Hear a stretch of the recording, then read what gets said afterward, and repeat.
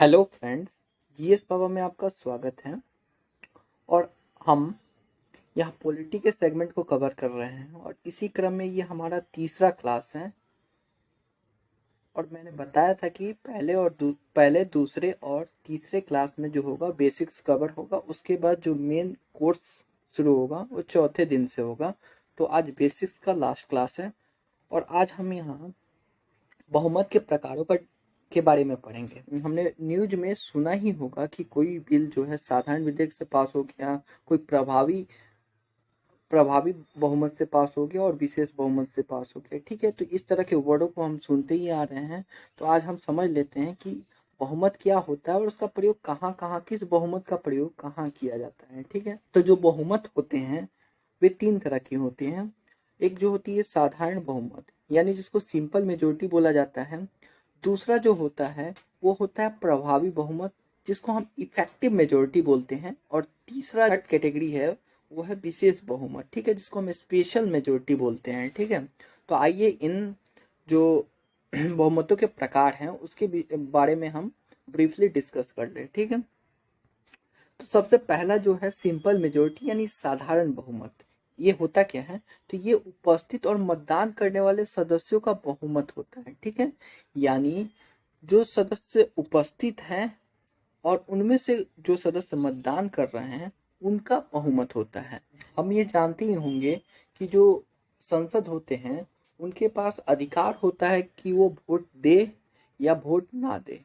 तो जो वोट नहीं देते यानी वोट का बाइकआउट कर लेते हैं तो उनको उपस्थित तो माना जाएगा, लेकिन उनको मतदान करने वाले सदस्य नहीं माने जाएंगे। ठीक है, लेकिन हमको सिंपल मेजोरिटी के लिए क्या चाहिए, उपस्थित और मतदान करने वाले सदस्यों का बहुमत।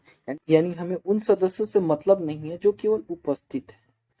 ठीक है, हमें उन सदस्यों से मतलब है इस साधारण बहुमत के अंतर्गत जो उपस्थित और मतदान कर रहे हैं। यहाँ अगर मान लेते हैं जो उपस्थित सदस्य हैं, जो प्रेजेंट सदस्य हैं वो 200 हैं, और जो प्रेजेंट हैं और वोटिंग भी किए हैं उनकी संख्या मान लेते 180 है, यानी 20 सदस्य जो है बाइकआउट कर गए हैं यानी मतदान प्रक्रिया में भाग नहीं लिया है।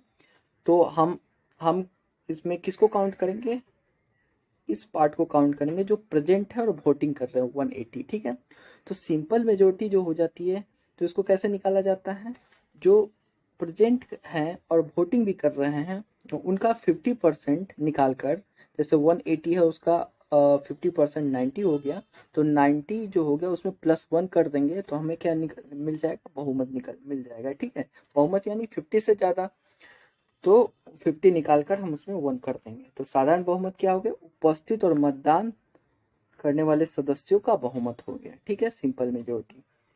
आगे आते हैं तो साधारण बहुमत का प्रयोग हम कहाँ करते हैं। देखो, साधारण बहुमत जो होता है उसका प्रयोग सबसे अधिक होता है। तो साधारण बहुमत का जो प्रयोग होता है, जितने भी नॉर्मल विधेयक आते हैं, जो भी न्यू बिल ड्राफ्ट होता है उनमें क्या होता है, साधारण बहुमत का प्रयोग किया जाता है। उसके बाद हम जानते हैं कि एक धन विधेयक होता है, मनी बिल, और दूसरा एक फाइनेंस बिल होता है। तो ये दोनों में भी हम किसका प्रयोग करते हैं, तो साधारण बहुमत का प्रयोग करते हैं।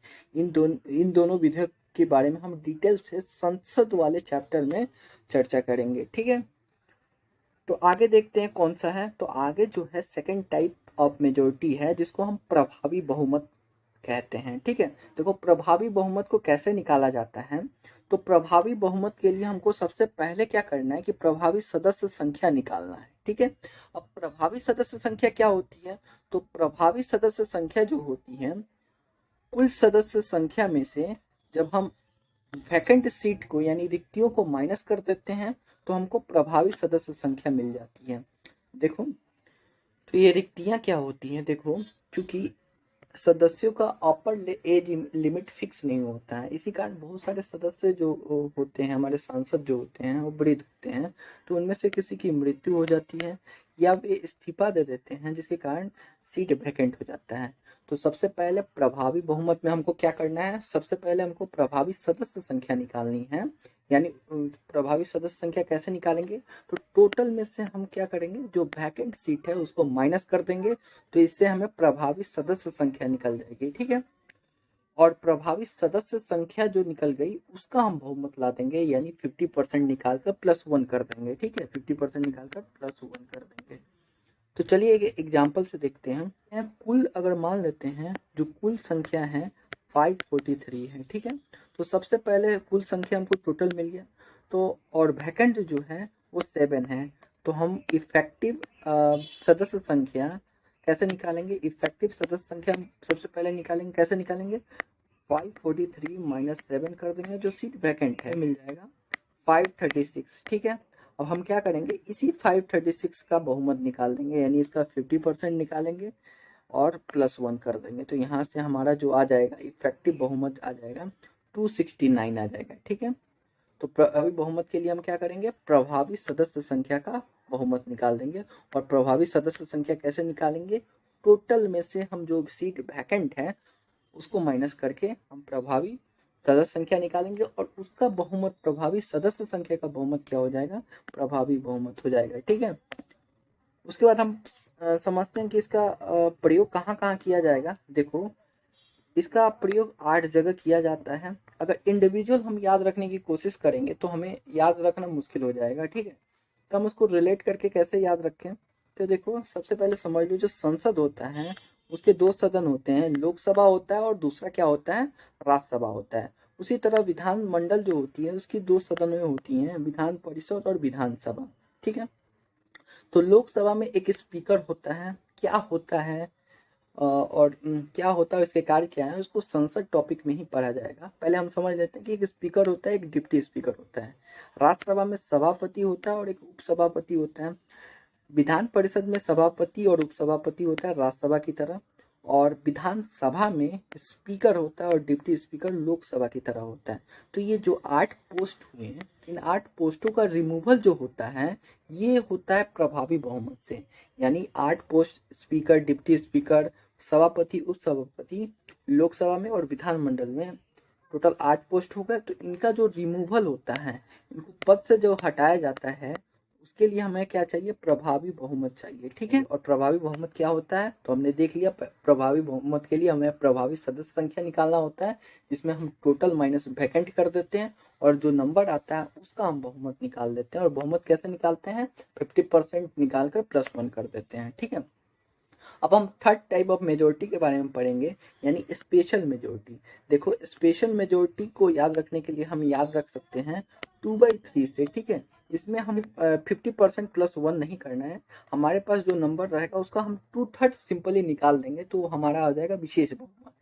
ये भी 3 कैटेगरी में डिवाइड किए गए हैं, तो हम तीनों टाइप के बारे में पढ़ लेते हैं। तो सबसे पहले हम देखते हैं टाइप 1। टाइप 1 में हमें क्या करना होता है कि उपस्थित और मतदान करने वाले सदस्यों का 2/3 बहुमत चाहिए, यानी 2/3 मेजोरिटी चाहिए।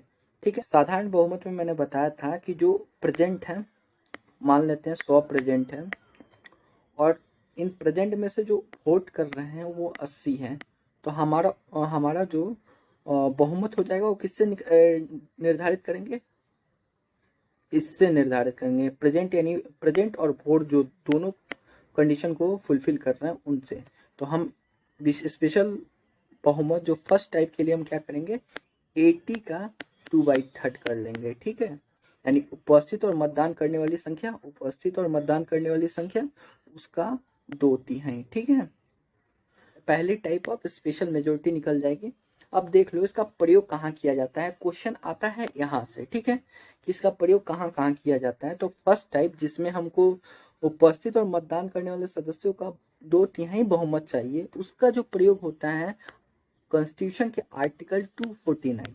देखो, 249 हम आगे पढ़ेंगे। 249 में है क्या? 249 में ये आर्टिकल जो है राज्यसभा को एम्पावर करता है कि वह राज्य सूची से जुड़े हुए विषयों को संसद में लाए और संसद में कानून बनाने के लिए प्रस्तावित करे। ठीक है, आर्टिकल 249। और आर्टिकल 312 क्या होता है? तो 312 जो है ऑल इंडिया सर्विसेज से रिलेटेड है, अखिल भारतीय सेवाएं। यानी आर्टिकल 312 जो है वो किससे रिलेटेड है? वो है ऑल इंडिया सर्विसेज।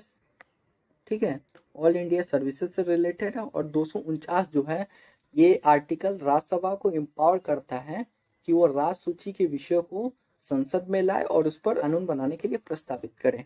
ठीक है, तो ये दोनों के लिए हमें कौन सी मेजोरिटी चाहिए, तो हमें स्पेशल मेजोरिटी चाहिए टाइप 1, जिसमें उपस्थित और मतदान करने वाले सदस्यों का 2/3 बहुमत चाहिए। ठीक है, अब आते हैं दूसरे टाइप में। दूसरा जो स्पेशल मेजोरिटी का टाइप है, इसमें देखिए 2 कंडीशन है। कंडीशन 1 ये है कि उपस्थित और मतदान करने वाले सदस्यों का 2/3, जो टाइप 1 में भी था। ठीक है, लेकिन इसमें एक और कंडीशन ऐड कर दिया गया है और बोला गया है कि जो कुल के आधे से कम ना हो, यानी जो होना चाहिए, इससे जो नंबर आएंगे वो क्या होने चाहिए, टोटल का 50% से कम नहीं होना चाहिए। ठीक है, आइए हम इसको समझ लेते हैं कैसे बताया गया दोनों कंडीशनों को। ठीक है, तो देखो फर्स्ट कंडीशन हमको बोलता है, ठीक है, हम एक एग्जांपल ले लेते हैं। मान लेते हैं टोटल जो वोट जो है, नंबर ऑफ मेंबर हैं, एक मेंबर के पास एक वोट होता है, तो नंबर ऑफ टोटल जो है मान लेते हैं 500 है। ठीक है, इसमें से प्रेजेंट और वोट देने वाले मान लेते हैं जितने प्रेजेंट है उतने ही वोट दे रहे हैं। ठीक है, तो ये कितने हैं, 420 है। ठीक है, तो हमको इस यहाँ से हमको ये पता चल रहा है, तो हमको क्या चाहिए, हमको सबसे पहला कंडीशन ये चाहिए कि प्रेजेंट और वोट देने वाले का क्या चाहिए, 2/3 चाहिए। जो यहाँ से जो भी एक्स आएगा या जो भी नंबर आएगा वो क्या होना चाहिए, टोटल का 50% से कम नहीं होना चाहिए। तो टोटल का 50% कितना है, तो 500 का 50% कितना हो गया, 250 हो गया। ठीक है, 500 का कितना हो गया, 250 हो गया। तो हम देख लेते हैं कि ये जो 420 अगर है तो इसके लिए हमें कितना चाहिए, देखो 420 का 2/3 कितना हो जाएगा, 420 का 2/3 कितना हो जाएगा, तो 140 और 280। ठीक है, तो इतना हमको चाहिए। ठीक है, फर्स्ट कंडीशन के अकॉर्डिंगली जो 250 से कम ना हो। तो देख लो 250 जो है 250 से बड़ा ही है 280, यानी ये दोनों कंडीशन को फुलफिल कर रहा है। ठीक है, दोनों कंडीशन को फुलफिल कर रहा है। एक और एग्जांपल लेते हैं। अगर मान लेते हैं प्रेजेंट और वोट देने वाले जो हैं वो कितने हो गए, 360 हो गए, तो हमें क्या चाहिए होगा, 360 का 2/3, यानी कितना चाहिए होगा, 120 चाहिए होगा। 120 इंटू 2 240 चाहिए होगा। अब देखो जो 240 है वो क्या है, 250 से 10 कम है, यानी ये सेकंड कंडीशन को फुलफिल नहीं कर रहा है, यानी ये कुल के आधे से कम नहीं होना चाहिए बोला जा रहा है, लेकिन ये कम है। कितने कम है, 10 कम है। तो सेकंड कंडीशन को फुलफिल नहीं कर रहा है, यानी ये सेकंड टाइप्स के मेजोरिटी के कंडीशन को फुलफिल नहीं कर पाएगा। ठीक है, तो हमने समझ लिया कि second type of special majority होती क्या है। अब हम देख लेते हैं कि इसका प्रयोग कहाँ किया जाता है। ये काफी इंपॉर्टेंट है। इसका जो प्रयोग होता है, सबसे पहले जो है सबसे इम्पोर्टेंट जो प्रयोग है वो कॉन्स्टिट्यूशन अमेंडमेंट में किया जाता है। यानी कॉन्स्टिट्यूशन को जब भी कभी भी अमेंड किया जाता है, वर्तमान समय तक अगर देखें तो 104 बार कॉन्स्टिट्यूशन को अमेंड किया गया है। ठीक है, और हाल में ही 2019 में ही कॉन्स्टिट्यूशन को अमेंड किया गया है, 104वां संविधान संशोधन किया गया था। राजनीतिक सीटें थी, सीटों पर जो रिजर्वेशन था SC ST का, उनको 10 साल के लिए और एक्सटेंड कर दिया गया है। ठीक है, 104वां कॉन्स्टिट्यूशन अमेंडमेंट। तो मैं बता ये रहा था कि जो कॉन्स्टिट्यूशन अमेंडमेंट जो है वो उसके लिए क्या चाहिए, तो उसके लिए ये टाइप 2 चाहिए स्पेशल मेजोरिटी का, जिसमें उपस्थित मतदान करने वाले सदस्यों का 2/3 बहुमत हो और साथ ही साथ वो कुल के आधे से कम ना हो, यानी टोटल के आधे से कम नहीं होना चाहिए। तो इसका प्रयोग हम कॉन्स्टिट्यूशन अमेंडमेंट में करते हैं। और दूसरा जो है 4 पोस्टों को रिमूव करने के लिए, 4 जो पोस्ट हैं उन पर से जो व्यक्ति होते हैं उनको रिमूव करने के लिए हम इसका प्रयोग करते हैं। वो कौन कौन से हैं, तो सुप्रीम कोर्ट के जज हैं, हाई कोर्ट के जज हैं, ऐसे याद करेंगे, सुप्रीम कोर्ट, हाई कोर्ट के जज और कैग है, हम आगे पढ़ेंगे कि आर्टिकल 148 में comptroller auditor general of India होता है, जिसको हम कैग बोलते हैं, और साथ ही चीफ इलेक्शन कमिश्नर।